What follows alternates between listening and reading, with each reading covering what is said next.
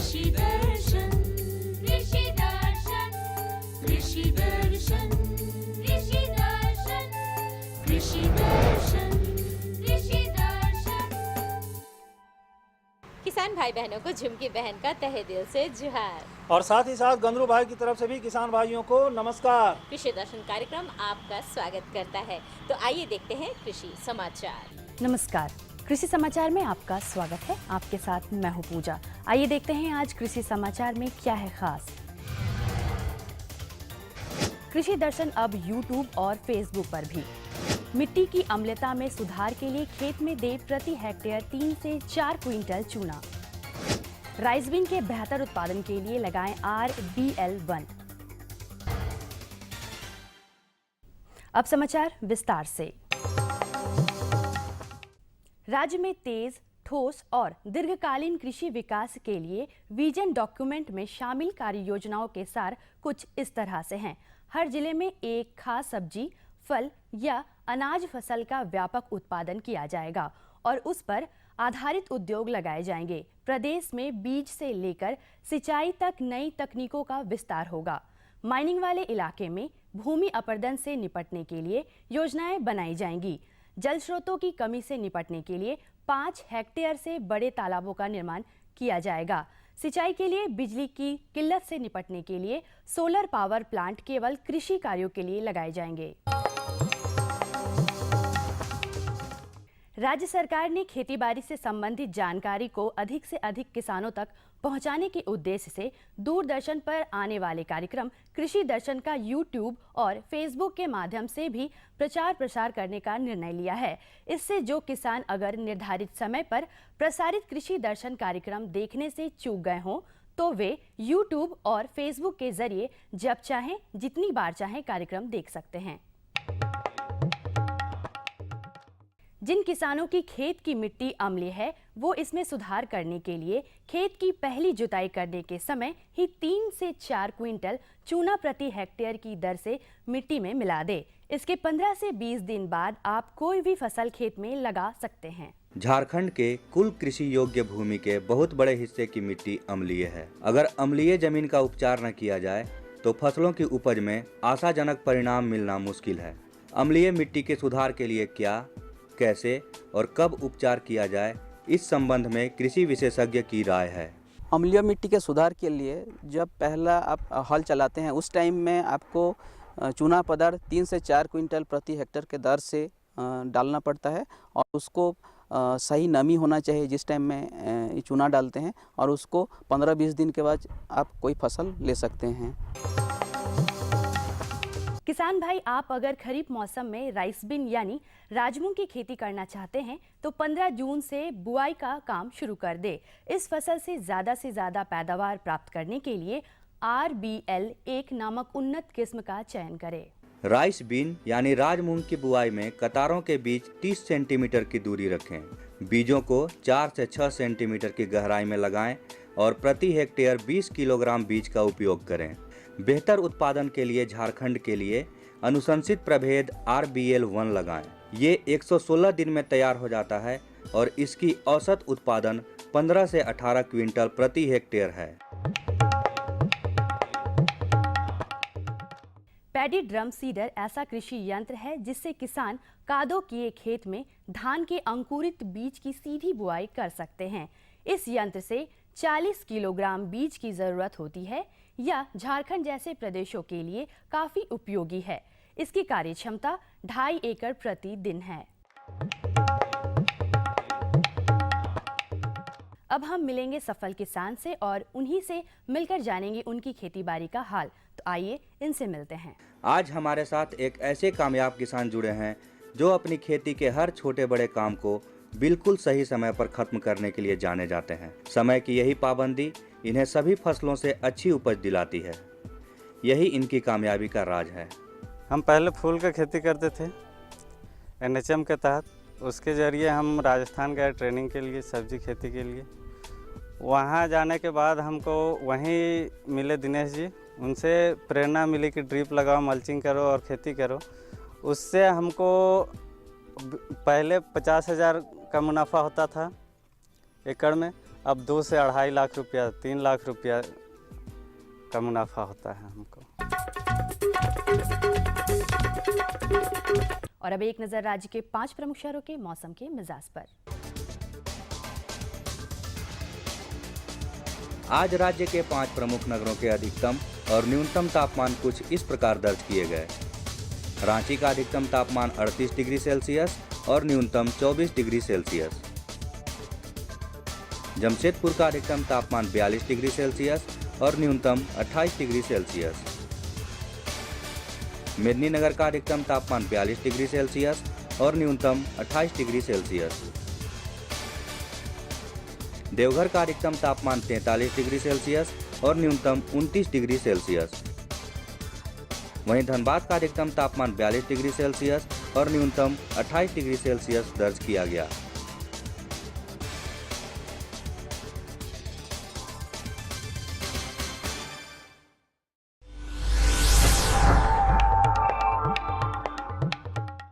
और अब मंडी भाव में आइए नजर डालते हैं अनाजों के भाव पर। आज कृषि उत्पाद बाजार समिति पंडरा रांची में विभिन्न खाद्यान्नों के थोक भाव कुछ इस प्रकार दर्ज किए गए। चावल मोटा 2,200 रुपए से 2,300 रुपए, चावल मध्यम 2,450 रुपए से 2,600 रुपए, चावल उत्तम 3,450 रुपए से 3,600 रुपए, गेहूं 1,750 रुपए से 1,850 रुपए, चना 3,300 रुपए से 3,400 रुपए, दाल अरहर 5,500 रुपए से 6,400 रुपए, दाल मसूर 4,800 रुपए से 5,200 रुपए, दाल चना 4,300 रुपए से 4,400 रुपए, सरसों तेल 9,000 रुपए से 9,400 रुपए, चीनी 3,400 रुपए से 3,500 रुपए, आलू 1,300 रुपए से 1,400 रुपए और प्याज 900 रुपए से 1,000 रुपए प्रति क्विंटल रहा। कृषि समाचार में आज इतना ही। अगले दिन अगले अंक में फिर होगी मुलाकात कुछ ताज़ा तरीन खबरों के साथ। तब तक के लिए दीजिए इजाजत।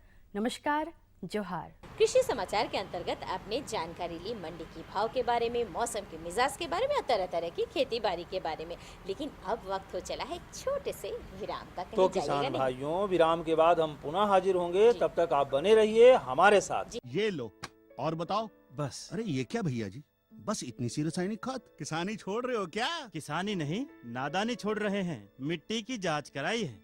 अब तो लालाजी जितनी जरूरत है उतने ही उर्वरक खेत में डालेंगे। हाँ, किसान भाई आज ही अपने जिले की नजदीकी भूमि परीक्षण प्रयोगशाला में मिट्टी की जांच जरूर करवाएं और मिट्टी में पोषक तत्व, नमी व पौधे के विकास को देखते हुए केवल जरूरत के अनुसार ही पोषक तत्व डालें। और हाँ, मिट्टी में गंधक, जस्ता, बोरोन जैसे सूक्ष्म पोषक तत्वों का पता लगाना भी न भूलें।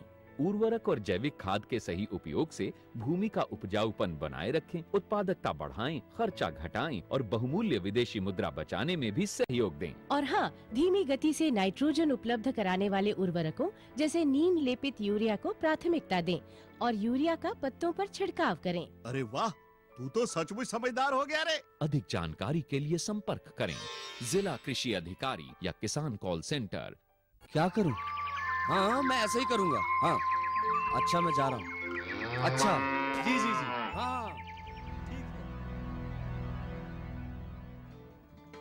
जी जी जी। किससे बात कर रहे थे इतना हंस कर? किसान कॉल सेंटर, विशेषज्ञ से खेती के बारे में सलाह ले रहा था। सुबह भी, रात को भी? किसान कॉल सेंटर सुबह 6 बजे से रात को 10 बजे तक खुलता है। रविवार को भी? हाँ भाई, साल के 365 दिन खुलता है। और इतना फोन का बिल कौन भरेगा? अरे, किसान कॉल सेंटर की सेवा मुफ्त है। पर तुम ये सब क्यों पूछ रही हो? मैं तो कुछ और ही समझी थी। किसान भाई, कृषि संबंधी समस्याओं का अपनी भाषा में तुरंत समाधान पाने के लिए पूरे भारत में किसी भी फोन से राष्ट्रीय हेल्पलाइन नंबर 1800-180-1551 पर संपर्क करें। किसानों का दोस्त किसान कॉल सेंटर। विराम के बाद एक बार फिर से स्वागत है आप सभी किसान भाई बहनों का। जानकारी लेनी है ना? आइए गंद्रू भाई से बात करते हैं। गंद्रू भाई, आज क्या जानकारी दिलवाने वाले हैं आप? आज हम किसान भाइयों को जानकारी देने जा रहे हैं सेम की खेती के बारे में, यानी बेमौसमी सेम की खेती वैज्ञानिक तरीके से कैसे करें हमारे किसान भाइयों, ताकि उनका उत्पादन अधिक से अधिक हो सके। मतलब बेमौसम भी किया जा सकता है इसकी बिल्कुल। खेती, और है ना? बेमौसम अगर आप खेती करते हैं किसान भाइयों, तो उसका मूल्य आपको बहुत ज़्यादा मिलेगा बाजार। कैसे करें उसको, ये जानकारी हम बिल्कुल, दिलवा दें, वही है ना? वही तो हम बताने जा रहे हैं किसान भाइयों को। और लेकिन ये जानकारी देंगे हमारे विशेषज्ञ, और हमारे विशेषज्ञ हैं RS पांची। आज हम आपको विशेष जानकारी देंगे बेमौसमी सेम की खेती के बारे में। तो इसकी अधिक जानकारी देने के लिए हमारे साथ है डॉक्टर RS पांसर। तो डॉक्टर साहब, हमारे किसान भाइयों को बताइए कि जो भी हमारे किसान भाई बेमौसमी सेम की खेती करना चाहते हैं, वो अपने खेतों की तैयारी किस प्रकार करें? किसान भाई अच्छी तरह से जानते हैं जी, इस क्षेत्र में जो बेमौसमी सेम, जिसको हम लोग बरसाती सेम कहते हैं, जिसका बाज़ार में भाव बहुत अधिक होती है, इसीलिए किसान भाई इस क्षेत्र में बहुत सफलतापूर्वक करते हैं। उसके लिए जो ज़मीन का तैयारी, यहाँ का जो ज़मीन है, भूमि है, इसके लिए बहुत ही उपयुक्त है। तो उसका अच्छा तरह से 3-4 बार जुताई करके और हम अच्छा उसका तैयारी करेंगे। और उसमें हम अंतिम जुताई के समय जो साड़ी हुई गोबर की खाद करीब 200 से 250 क्विंटल प्रति हेक्टेयर के दर में प्रयोग करेंगे। और गोबर खाद का कमी हो तो केंचुआ खाद भी हम प्रयोग कर सकते हैं, जैसे 20 से 30 क्विंटल प्रति हेक्टेयर के दर से। फिर हम बुआई से पहले जो रासायनिक खाद है वो हम प्रयोग करेंगे, जैसे 22 kilogram urea, 375 kilogram single super phosphate और 67 किलोग्राम म्यूरेट ऑफ पोटाश प्रति हेक्टेयर के दर से हम प्रयोग करेंगे। तो इस हिसाब से हम ज़मीन की तैयारी करके फिर हम बुआई के लिए तैयारी करेंगे। डॉक्टर साहब, हमारे किसान भाइयों को बताइए कि वे अपने किस्मों का चुनाव किस प्रकार करें बेमौसमी सेम के लिए? जैसे मैंने बताया, जैसे हम लोग जानते हैं जो सेम का खेती अधिक मात्रा पर जाड़ा में होता है, तो उसके लिए हम जुलाई अगस्त में लगाता है, बुआई करते हैं। लेकिन ये जो बरसाती सेम, जो बेमौसमी सेम, जिसका अधिक मतलब हमको लाभ ज़्यादा होगा, उसके लिए हमको जो लगाने के जो समय है, बुआई का जो समय है, वो इसी महीना में, ये मई महीना का दूसरा पखवाड़ा में हम इसको लगाते हैं। तो उसके लिए जो किस्म का चयन अति आवश्यक है, जो कि सभी किस्म इस समय नहीं दे सकते हैं। जो किस्म इस लंबी दिन में और इस तापमान में और ये बरसात के समय में जो फूल फल दे सकते हैं, वैसी किस्म को चयन करना है। जो जाड़ा वाला किस्म का हम लगाएंगे तो उससे मुझे फ़ायदा नहीं होगा, वो फल नहीं देंगे। तो इसीलिए हमारे इस केंद्र पर हम लोग एक उन्नतशील किस्म का विकास किए हैं, जिसका नाम है सरनम, जो ऋतुवर है, जो जिसका सफ़ेद चौड़ा फली होता है। तो ये किस्म का किसान भाई चयन करके इसको इसी महीना का दूसरा पखवाड़ा में बुआई कर सकते हैं। इसके अलावा हमारे इस केंद्र पर और एक उन्नतशील किस्म है, जो हरा चौड़ा वाला किस्म है, जिसका नाम है HDB 119। तो उसका भी खेती किसान भाई हमारा इस केंद्र से बीज प्राप्त कर सकते हैं। और एक गोल हरे आकार के होते हैं, हरे रंग के गोल आकार के किस्म है, जिसका नाम HADB 32। तो ये तीनों हमारा लतरदार किस्म है, लेकिन लतर इसमें कम होता है और जल्दी से जल्दी फलते हैं। करीब 70 से 75 दिन में फसल की पहली तुड़ाई शुरू हो जाती है। तो अगस्त महीना में जब हम फल तुड़ाई करते हैं, उसमें हमको ज़्यादा पैसा मिलता है, मतलब करीब 10 रुपये पाव से हमारा सेम बिकता है, करीब 40 से 60 रुपये किलो में सेम बिकता है। तो किसान भाई को ज़्यादा लाभ होता है। इसके अलावा जो हमारा देश का और भी अन्य भाग से जो विकसित हुए, जैसे छोटा वाला पौधा, जैसे पौधा वाला किस्म है, उसमें जैसे बेंगलोर में हमारा भारतीय बागवानी अनुसंधान संस्थान से विकसित हुआ है, अर्का जय है, अर्का विजय है, और एक महाराष्ट्र से कोंकण भूषण के नाम से झाड़ीदार, ये तीन किस्म का विकास हुआ है, जिसका भी किसान भाई खेती कर सकते हैं। तो अभी भी इस साल हम किसान भाई को सलाह दे, जो लोग करना चाहते तो हमारा इस केंद्र से बीज प्राप्त करके इसी महीना में दूसरा पखवाड़ा में 15 मई के बाद वो बुआई चालू कर दे। तो सर, हमारे किसान भाइयों को बताइए कि वो बुआई किस प्रकार करे, वो क्या सावधानी बरते बुआई करते वक्त? जी हाँ, जैसे मैंने बताया, जो कि हमारा जो किस्म तीनों बताया है वो लतरदार किस्म है। तो उसके लिए हम जो लाइन से लाइन की दूरी, जो कि इसमें सहारा देना है, झाड़ी लगा के या बांस का खूंटी दे के इसमें सहारा देना है। तो इसके लिए जो लाइन से लाइन की दूरी हम रखेंगे 1 मीटर या 3 फीट, और जो लाइन में पौधा से पौधा की दूरी हम 2 फीट रखेंगे।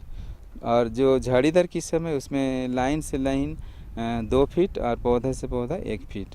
तो इसके लिए जो बीज का आवश्यकता होता है तो करीब जो लतादार किस्म उसके लिए 8 से 10 किलोग्राम प्रति हेक्टेयर में बीज का आवश्यकता होता है, और जो झाड़ीदार किस्म उससे 20 से 25 किलोग्राम प्रति हेक्टेयर से बीज का आवश्यकता होता है। तो इसी हिसाब से किसान भाई खेती करेंगे। और जैसे जैसे पौधा बढ़ने लगता है तो लतादार किस्म में सहारा देना, जैसे सूखा डाली का झाड़ी से या बांस का खूंटी लगा के उसमें सुतली या नारियल रस्सी से बीच बीच में खूंटी डाल के उसको सहारा देना है, जैसे पौधा को अच्छा वृद्धि विकास के लिए सहारा मिल जाए। तो और दूसरा चीज़ जो है किसान को, जो कि गर्मी का मौसम है इस समय बुआई कर रहे, तो पहले से बुआई से पहले एक बार हल्का सिंचाई कर दे, नहीं तो बुआई के बाद सिंचाई करें, क्योंकि ये हफ्ता में 2 दिन सिंचाई करना अति आवश्यक है, गर्मी बहुत है। और दोनों लाइन के बीच में किसान भाई को सलाह दे, जैसे अभी हमारे इस केंद्र पर आप देख रहे हैं हम लोग जो प्लास्टिक मल्चिंग से ढक रहा है लाइन को, जिससे हमारा खरपतवार घास पात नहीं निकाल रहा है, उससे हमारा खर्चा बच जा रहा है, लेबर का खर्चा। दूसरा है जो हमारा नामी बना रहा है, तो हमारा ड्रिप सिंचाई मतलब टपकन विधि से अंदर में सिंचाई जा रहा है। तो किसान भाई उतना भी नहीं करें, कम से कम दोनों लाइन के बीच में हम जैसे सूखा पत्ती का या हरा पत्ती या सूखा घास या पुआल का हम मल्चिंग कर दे, तो किसान भाई को, जो कि यहाँ झारखंड में सबसे ज़्यादा समस्या पानी का है, तो कम पानी देना पड़ेगा। तो किसान भाई अगर आप बरसाती सेम की अगर खेती कर रहे हैं तो आप खेत की बुआई पर बहुत अधिक ध्यान दें, किस्मों के चुनाव पर बहुत अच्छी तरीके से ध्यान दें, तो आपका फसल बहुत ही अच्छा होगा और आप बरसात के मौसम में जब वो सेम बिकेगा आपको बहुत ही अत्यधिक लाभ होगा। बेमौसमी खेती करना सेम की ये एक अलग लाभ मिलेगा अपने बिल्कुल बिल्कुल। लेकिन हम किसान भाइयों को एक छोटा सा संदेश यहाँ पर दिखाना चाहेंगे।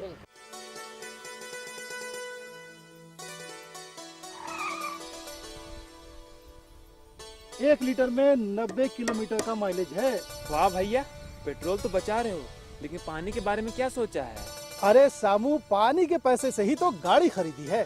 क्या पानी के पैसे से? हाँ, सूक्ष्म सिंचाई अपनाकर मैंने पानी बचाया। इस विधि से सिंचाई करने से 75 से 85% तक जल की उपभोग क्षमता बढ़ गई, जिससे सिंचाई करने पर 30 से 50% तक सिंचाई जल की बचत हुई। तो क्या हम भी इसका लाभ उठा सकते हैं? राज्य के सभी किसान इसका लाभ उठा सकते हैं 90% अनुदान के साथ, और साथ में बैंक ऋण की सुविधा भी उपलब्ध है। तब तो हमारे खेतों में आएगी हरियाली और हमारे जीवन में आएगी खुशहाली। तो हमारे किसान भाइयों ने छोटा सा संदेश भी देख लिया। अब हमें लगता है झुमकी बहन की बुधना आ ही रहा होगा, तो हम लोग थोड़ा सा इंतजार कर ले क्या? आपने खबर किया है ना? हाँ हाँ, बुधना आ ही रहा होगा। जोहार दादा। जोहार जोहार। क्या बुधना, बड़ा देर कर दिया आज। हाँ जून, वो मेरा ना सुअर लोग का जरा ना तबीयत जून खराब हो गया था, इसी में जून लेट हो गया। तो सुकर पालन भी कर रहा है? हाँ जून, ऐसा बोलते अभी जून खरीदे हैं। हाँ, हम किसान भाइयों से भी कहना चाहेंगे, किसान भाइयों अगर आप खेती बाड़ी करते हैं तो बहुत अच्छी बात है, लेकिन खेती बाड़ी के साथ साथ पशुपालन करें, और पशुपालन में अगर आप सुकर पालन करते हैं तो बहुत ही अच्छा है, आर्थिक रूप से आप समृद्ध हो सकते हैं। लेकिन सुकर पालन करते हैं तो सुकरों की देखभाल भी बहुत ज़रूरी है, और अभी गर्मी का मौसम है और ऐसे में सुकरों की देखभाल बहुत ज़रूरी है। तो किस तरह से हम सुकरों की देखभाल करें, इस पर हम जानकारी देने जा रहे हैं किसान भाइयों को, और साथ साथ बुधना तुमको भी। ठीक है, जानकारी दे रहे हैं और जानकारी दे रहे हैं डॉक्टर रविंद्र कुमार जी। आज हम लोग आए हुए हैं बिरसा कृषि विश्वविद्यालय के प्रांगण में, जहाँ के वैज्ञानिक डॉक्टर रविंद्र कुमार जो बताएंगे कि सुकरों में होने, गर्मी के मौसम में सुकरों में होने वाली प्रमुख बीमारियां एवं बचाव। सबसे पहले हमारे किसानों को ये बताएं कि गर्मी का मौसम जब आता है तो सुकर में काफ़ी बीमारियां फैलती हैं, तो वो कौन कौन सी बीमारियां प्रमुख होती हैं जो इस समय उन पर प्रभाव डालती है? हाँ, जैसा कि गर्मी का मौसम आ रहा है और तापमान काफ़ी बढ़ चुका है, तो इस समय मुख्य रूप से बीमारियां का प्रकोप भी अधिक होने लगता है। इसका जो मुख्य कारण है कि जानवरों में ये जो गर्मी के मौसम में जो तापमान बढ़ता है वातावरण का, उसके कारण जानवर जो है वो स्ट्रेस में आ जाते हैं, दबाव में रहते हैं, और जिसके कारण विभिन्न तरह की बीमारियां जो है वो पनपती रहती है। तो इसमें जो मुख्य बीमारियां की जो हम बात करते हैं कि गर्मी के मौसम में तापमान के बढ़ने से पहला जो बीमारी है उसमें जो है सूकर ज्वर, इस समय जो अभी का मौसम है इस समय होने की संभावना काफ़ी होती है। दूसरी जो बीमारी है चर्म रोग की बीमारियां भी इस समय होती है, और तीसरा जो है गर्मी का जो प्रकोप होता है जिससे लू लगना कहते हैं जानवरों में, हीट स्ट्रोक जो कहते हैं, वो भी इस समय जो है वो होने की संभावना काफ़ी होती है। तो इसका क्या लक्षण होता है जब सूकर ज्वर होता है, उस समय क्या लक्षण पता चलता है कि जिससे पता चल जाए कि हमारे जानवर जो हैं सूकर ज्वर से पीड़ित हैं, और इसका क्या बचाव किया जाए? जी हाँ, सूकर ज्वर एक विषाणु जनित रोग है और इस विषाणु जनित रोग काफ़ी खतरनाक होता है। सूकरों में जो मुख्य सबसे प्रमुख बीमारी है वो सूकर ज्वर है और उसका होने की संभावना इस मौसम में काफ़ी अधिक रहती है। इसलिए मैं अपने किसान भाइयों से कहूँगा कि इसके बारे में विशेष जानकारी लेकर उसके बचाव के उपाय करें। इसके जो पहचानने के लक्षण है, सबसे पहला जो लक्षण है सूकर ज्वर में कि जैसे ही बीमारी होती है अचानक सूकर जो है वो मरने लगते हैं काफ़ी बड़ी संख्या में से। अगर कोई आदमी के पास, कोई किसान के पास 100 सूकर हैं तो आप समझिए कि 80-90 सूकर की मृत्यु हो सकती है इस बीमारी के आने से। दूसरा लक्षण है कि उसमें जो है सूकर ज्वर जब भी बीमारी होती है तो ये जो है कि उसमें दाग धब्बा आने लगता है। उसके शरीर पे आप देखेंगे कि लाल लाल रंग का धब्बा, खास करके सफ़ेद रंग के सूकर में ये विशेष रूप से देखा जा सकता है। तो ये सब लक्षण आप देख सकते हैं, तो इससे आप पहचान लेंगे कि ये सूकर ज्वर से ग्रसित हो गए हैं ये सूकर।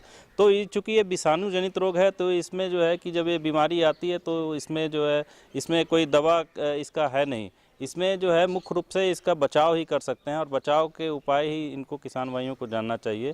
तो इसके बचाव के लिए मैं ये बताना चाहता हूँ कि जो सूकर ज्वर है कि ये जब बीमारी, ये जब छोटे छौने होते हैं उसी समय से इसमें टीकाकरण करना शुरू कर देना चाहिए। जब छोटे छौने का जो उम्र होता है 6 से 8 सप्ताह की उम्र के बीच पहला टीकाकरण करें और इसके बाद जो है कि हर 6 महीने पे इसका टीकाकरण करते रहें। इसमें 1 ml मात्रा स्वाइन फीवर वैक्सीन जो होता है, सूकर ज्वर टीका इसका नाम ही है टीके का, स्वाइन फीवर वैक्सीन, और इस वैक्सीन को लेकर के आप चमड़े में 1 ml की मात्रा, छोटे हो या बड़े हो, आप लगा दें और इसमें हर 6 महीने पे जो है कि इसका टीकाकरण करते रहें तो इस बीमारी से बचा जा सकता है। तो डॉक्टर साहब, ये तो आपने बता दिया कि ज्वर के बचाव किस प्रकार से जाए, तो अब एक बीमारी आपने और बताया था कि चर्म रोग, जो चर्म रोग होती है गर्मी में, उसका क्या उपाय करें ताकि चर्म रोग हो ही नहीं? हाँ, चर्म रोग की संभावना भी इस समय अधिक होती है कि क्योंकि गर्मी का जब मौसम अधिक होता है तो गर्मी का प्रकोप होने से खास करके सूकरों में देखा जाता है गर्मी का प्रकोप काफ़ी देखने को मिलता है, जिससे उसके शरीर पे लाल लाल रंग का दाना हो सकता है, चकत्ता हो सकता है। तो इसको हम लोग कहते हैं कि चर्म रोग है और इस रोग होने से वो इरिटेशन होने लगता है उसके शरीर में, वो खुजलाने लगता है, जिससे खाना पीना भी कम कर देता है, ग्रोथ भी कम हो जाता है। तो इसका बचाव का सबसे अच्छा तरीका है कि साफ़ सफाई पर आप विशेष ध्यान दें फार्म का, और ख़ास करके नहलाने पर ध्यान दें। सूकरों को देखते हैं कि ज़्यादातर किसान भाई जो है उससे ज़्यादा आमदनी भी करते हैं लेकिन उसको गंदे में वो रखते हैं, तो ऐसा ना करें और उसको नहाने पर विशेष ध्यान दें। खास करके गर्मी के मौसम में 2 या 3 बार उस पर पानी का छिड़काव करें और अच्छी तरह से उसके शरीर को साफ़ करें।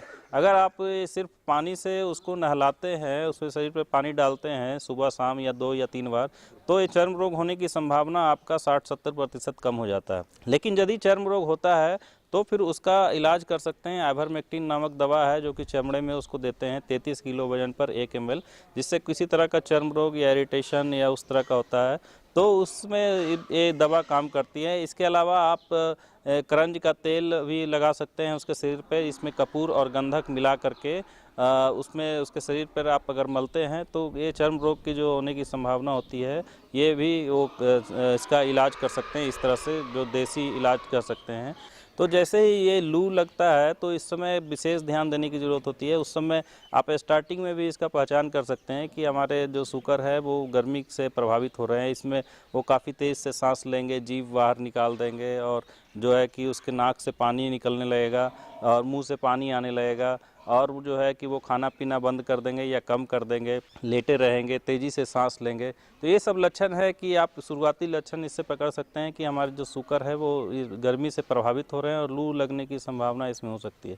तो ये इमीडिएट उस तरह के जो जानवर होते हैं जब इसमें इस तरह के लक्षण आपको देखने को मिल रहा है तो उसको तुरंत पानी, ठंडे पानी से उसको नहलाएं और वैसे जगह पर रखें जहाँ पे हवा का जो है कि हवा, ठंडी हवा जो चल रही हो और या आवास वैसी हो जहाँ वेंटिलेशन अच्छा हो, खिड़की दरवाजे हों और स्वच्छ हवा वहाँ पे आ रही है, उस तरह से रखें और छायादार जगह पे रखें, धूप में या बाहर में उसको ना रखें।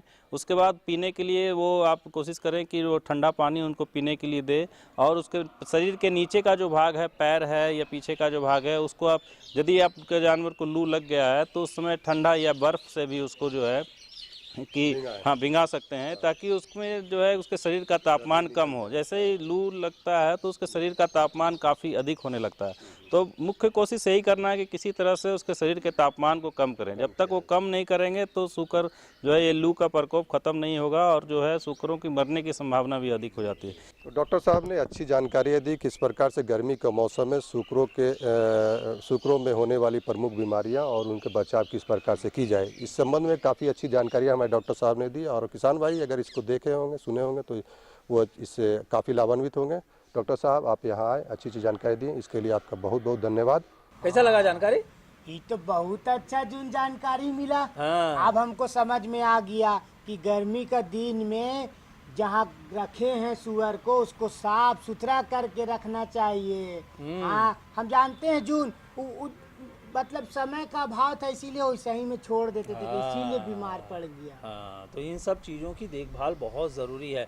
सूकरों को रोग से बचाना होगा, किस तरह से उसको रोग लग सकते हैं, तो इन तमाम चीज़ों का ख्याल रखना होगा। क्यों झुमकी अच्छा गंद्रू भाई, क्यों ना हम अपने दर्शकों को लिए चलते हैं IMD पुणे की और पूछ तो चलें।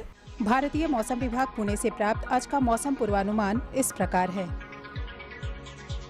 आकाश में हल्के बादल रहेंगे। हवा दक्षिण दिशा से पश्चिम की ओर 11 किलोमीटर प्रति घंटा की रफ्तार से चल सकती है। आज का अधिकतम तापमान 37 डिग्री सेल्सियस और न्यूनतम 25 डिग्री सेल्सियस रहने की संभावना है। अब मौसम पूर्वानुमान पर आधारित कृषि सलाह। धान फसल में तना छेदक कीड़ों का आक्रमण हो रहा हो तो इसके बचाव के लिए फसल में मोनोकोटोफास या ट्राइजोफास कीटनाशी दवा का 2.5 मिलीलीटर प्रति लीटर पानी की दर से शाम के समय छिड़काव करें। खेतों में दीमक के नियंत्रण के लिए क्लोरपाइरीफास कीटनाशी का छिड़काव 4 मिलीलीटर प्रति लीटर पानी की दर से पौधों की जड़ में मिट्टी को भिगोते हुए करें। चलिए, बहुत अच्छी जानकारी IMD पुणे से जो भी जानकारी मिलती है किसान भाइयों, वो बहुत ही अहम जानकारी होती है और इस तरह की जानकारी का हमें ख्याल रखना चाहिए और उसको अमल में भी लाना चाहिए। बिल्कुल, लेकिन अब पते की जानकारी भी दे दें हम अपने दर्शकों को, ताकि आप अपने सुझाव और अपना अपनी समस्या हम तक लिखकर भेज सके। इसलिए फटाफट कागज और कलम उठाइए और हमारा पता नोट कीजिए। हमारा पता है कार्यक्रम कृषि दर्शन, कृषि प्रकोष्ठ द्वारा केंद्र निदेशक, दूरदर्शन केंद्र, रातू रोड, रांची। पिन संख्या है 834-001। तो हमें रहेगा आपके खतों का बेसब्री से इंतजार।